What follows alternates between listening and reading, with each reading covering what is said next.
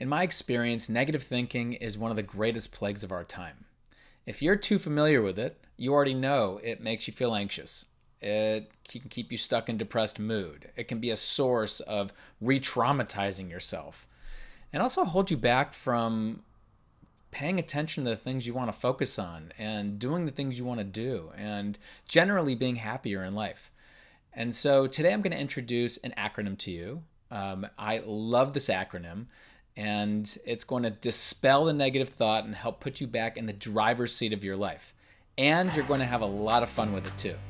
By the way, every single Monday I share something really practical to support you in focusing on what matters so you can enjoy life more. So if you haven't subscribed yet, make sure to hit the subscribe button below, and the bell next to it helps notify you when a new video comes out so you can allow it to work for you too. If you've ever heard me talk or watched my videos or read my books or are part of my coaching program, you know I always say that there's no real silver bullet for our mental health. In fact, I typically talk about the changes we want to make more like a change journey, where sometimes we feel like we're on the flow, other times we're kind of at the bottom, and we can learn to make those our greatest teachers. However, there is a simple truth that wherever our focus goes, we invite an energy to flow. And there are ways that we can begin to shift our focus in a healthier direction. And this acronym is one trick that can begin to shift our thoughts and control any anxiety that's there. And I'm not even actually sure who came up with this acronym. So if you know who came up with this acronym, please put it in the comments below and let us know, and we can share from the wisdom.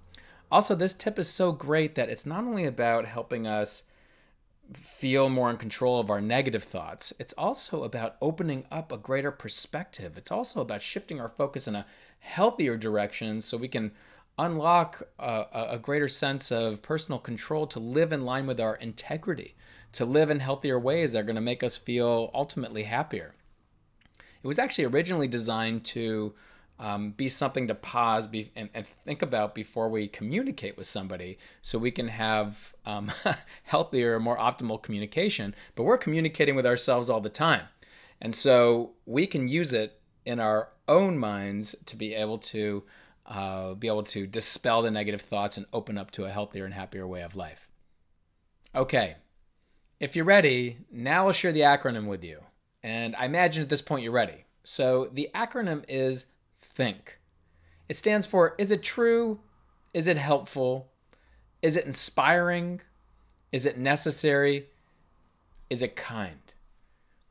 Now, we have all kinds of thoughts typically in our day. So if you've ever had the experience where you've been sitting there and you're saying to yourself things like, I'm unlovable, or people think I'm a fraud, or maybe you're sitting there in the corner on your bed and thinking, I'm worthless, or I make so many mistakes, or maybe things are never going to get better, then it's time to begin to take a pause, take a deep breath, soften your body, and employ this. So we're going to start with the first one, and then I'll go through each one, and then you'll know how to do this for yourself, okay?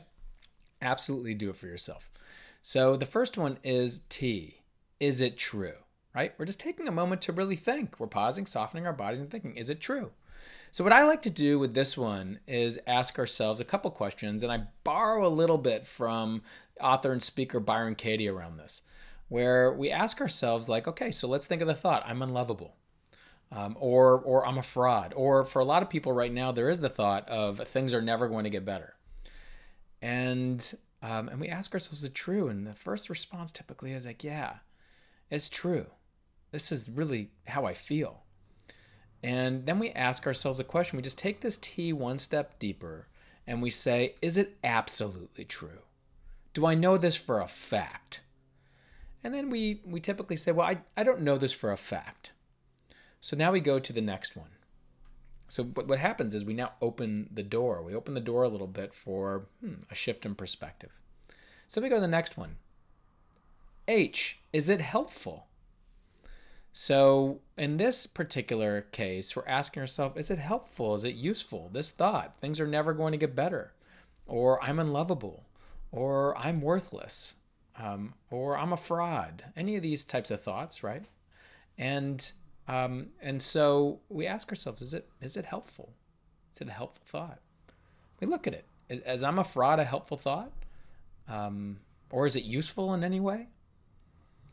And in that moment, we might, again, create more of a space between stimulus and response. We might sit more into a space of perspective. Actually, it's not really that useful, these thoughts. There's not a lot of utility behind them. It's not helping me be healthier, happier, be more focused on what matters, or any of that. And so consider those as just the first two, right? We asked, is it true? Is it absolutely true? Now we ask, is it helpful? Is it useful? Right? These are just ways of beginning to inquire to create more space between stimulus and response. If this is resonating with you, hit the like button below and also comment with the question, what helps you curb the negative voices in your mind and create a healthier outlook? Let's share the collective wisdom here. Let's move on to the next one now. Inspiring. Okay. So inspiring are thoughts and information that tends to lift us up or pull us in the direction of the life we want to live or the way we want to perceive in life, the things we want to spend our attention on. Remember, wherever our focus goes, wherever our attention goes, we invite an energy to flow. So we want to focus on things that are inspiring to us. And so we ask ourselves the question, like, I am worthless, or I am a fraud, or I'm unlovable. Are these thoughts that strip us of our energy and take our energy away, or do they pull us to the place we want to be? Now, hold on a second. Now, it's not so black and white necessarily. Maybe if there's a thought that says, like, right now I'm worthless because I'm really not doing anything in my life, and I'm, just kind of a vegetable and watching TV all day, and I'm not exercising, not taking care of myself. Hey, if that thought inspires you and motivates you to start moving and taking care of yourself, then maybe it's okay. So it's not so black and white. And so, but for most of us, thoughts like I'm unlovable, I'm worthless, or I'm a fraud, or nothing's ever going to get better. These aren't thoughts that typically lift us up and bring us energy and are moving us in the direction of the life we want to live. Right? So we're just starting to get some clarity. And again, not so black and white. We want to investigate it with curiosity. We don't want to just ask these questions rhetorically. Is it inspiring? I'm worthless? No, it's not. I want to say, like, well, let's look at it. No, it's actually depleting. It's taking my energy away. It's not giving me energy towards the life I want to live. Maybe instead, if you're listening to these uninspired thoughts, we might want to instead just kind of replace it. Maybe get a good book that you feel like is inspiring, and read that book and see if you can find something in there that's inspiring that'll begin to lift you up. So consider that. Is it inspiring? Okay, so the next letter is N. Is it necessary?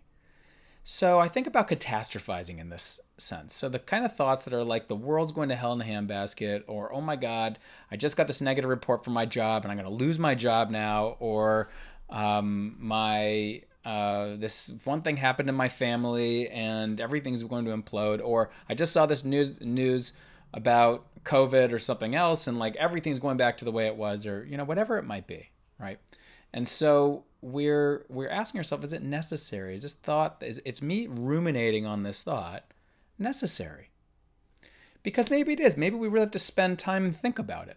And so we take time to journal about that thought. World's going to hell in a handbasket. We think about it, right? Or maybe it's like, you know what? No, this thought's not inspiring. It's not necessary. In fact, it's, again, stripping my energy away. And what's necessary is me to focus on my work, or focus on the people I love and spend time with that, or focus on reading more inspiring things, or listening to more inspiring things. Maybe that's what's necessary for me right now. Or maybe what's necessary is for me to just put all this down and go take a walk, go exercise, move my body, or maybe sit down and do some meditation and be with myself. Or maybe what's necessary is for me to actually bring in more content in my mind that's more humorous, bring in some things that are going to bring a little levity to my life. Maybe that's necessary. So we're starting to get a clear sense. Is it true? Is it helpful or useful? Is it inspiring? Is it necessary? Okay, last one. Is it kind? Is it kind? Are these thoughts kind? I know research shows that the more we bring kindness into our minds and our lives, it actually has a neurophysiological impact. It increases vagal tone, which is the 10th cranial nerve that connects the brain to the heart. When vagal tone is high, measured by heart rate variability, we tend to feel better. When it's low, we tend to feel more anxious and depressed. So focusing on kindness, kind thoughts, can be really helpful. Now, kindness is a little bit tricky because kindness doesn't just mean flowers and roses. Sometimes kindness is fierce. Sometimes kindness says like, yeah, I have been sitting on the couch for days at a time, or drinking too much, or eating too much. And I haven't been taking care of my body. Kindness is like, hey man, you gotta, let's get up. Let's start moving our body. You're gonna feel better. So that's sometimes kindness. Kindness is also thinking about people in your life that you care about and love and wishing them well, wishing them to be happy, filling your mind with that kind of content, or wishing people who are suffering to feel healthier and better, or find relief from their suffering, or for yourself. Self-compassion is a great way to fill your mind and body with kindness. But is this thought, I'm unlovable, or I'm a fraud, are these kind thoughts? And if not, we take note of them. And if we look at them too, or they might be depleting to us, we say, how can I infuse my mind with more kindness? How can I infuse my mind with more truth? Things that are helpful and useful, things that are inspiring, things that are necessary, and things that are kind. How can I begin to create a garden in my mind and body around this? So we can learn again to use this THINK acronym not only to dispel the negative thoughts. It can, you notice them, bring yourself through this. You'll begin to get some real clarity, and it'll begin to strip the energy away from it. But we also open ourselves up to a whole new world of choice and possibility, and being able to focus in a way that brings the kind of energy we want in our life, that's moving us towards a life that's more inspired, gives us more energy, fills us with hope, fills us with a sense of love in our life, focusing on what matters so we can ultimately enjoy life more. I hope that was really valuable for you. Go ahead and put that into practice, just even one at a time, or any of it, but consider it. If you need more ideas on how to gain back control of your mind, or cool your anxious thoughts, or steps on how to flip it and build a mind and life that you feel really good about, go ahead and download the 5 Keys to Happiness guide below. And after you download that, be sure to check out this next video I have on the next screen here. That's a joy practice that, to me, has been a game changer in my life and can bring more joy into your day and your life.